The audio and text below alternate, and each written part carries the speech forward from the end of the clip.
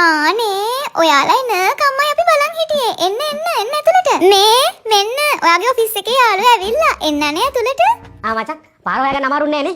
අම්මනේ location එකක් දැම්මේ. මම්ම තමයි කිව්වේ මෙයාට ඔයාලට එන්න කියන්න කියලා. මමත් තනිය ගෙදර තනියම පාළුවෙන්න ඉන්නේ. හොඳයි අනේ ඔයාලා ආපු එකද නේද? මහලකුවට ගෙදර පාටි දාන්න නම් දන්නවා. ඒ වුණාට මේ ගෙවල් ලස් කරන්න මට කලින් කියන්න බෑනේ. බලන්න බීදී මම නුවර යන්න දාගෙන තියාගෙන හිටියේ. ඒව මගෙන් අහන්න ඕනේ නෑ. පාටි දාන්න.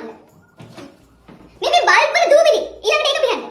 ඕක මං අස් කරන්නම් බබා. ඕක මං මේ සුද්ධ කරන්නම් හෙට. ඒකත් මම්ම කරන්නම්කෝ. බල්බ් ටිකත් මම්ම පිහන්න. ඒ බබා මේක වැටේ දැන් මචං අවුරුදු 10ක් නේ නේද අපි ඔෆිස් එකේ. ඔයාලගේ යාළුකම් ගැන කියලා වැඩක් නැහැ ඉතින්. මම කියන්නේ ඔයාලට වැඩිය දැන් අපි යාළුවෝ වෙලානේ. මට නිකන් මගේ යාළුවෝ වගේ මේ අවුරුදු 10ක් තිස්සේ. ඒ වගේ තමයි දැනෙන්නේ. මාර යාළුකමක් ඒකක් නේද අනේ? දැන් කන බොන ඒවා ඔක්කොම ප්ලෑන් කරලා වෙන්නද ඔය යාළුවන්ට එන්න කියන්නේ නැත්තේ? ඔක්කොම ප්ලෑන් කරලා වෙන්නද අන්තිමේට මට කියන්නේ නැත්තේ නේ? මම ආසත් නෑ ওই තමුසේගේ ඔෆිස් එකේ ඉන්න ගොන් යාළුවන්ට. මේ රෙදිරික නමනවා.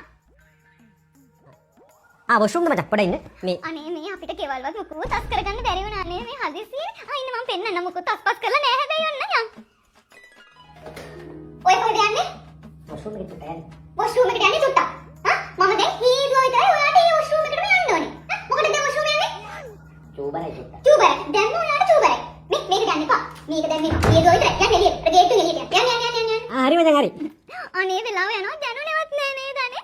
ඔයාලා ආයේ එන්න කිය ඉන්න ඕනේ නෑ. දැන් ලොකේෂන් එකක් තියෙනවනේ. ඔයාලා ඕන වෙලාවක එන්න අපේ ගෙදර හොඳද? අපිනේ ඊළඟ පාරේ එනකොට නවතින්න බලාගෙන ඉන්න. නේද? බයි.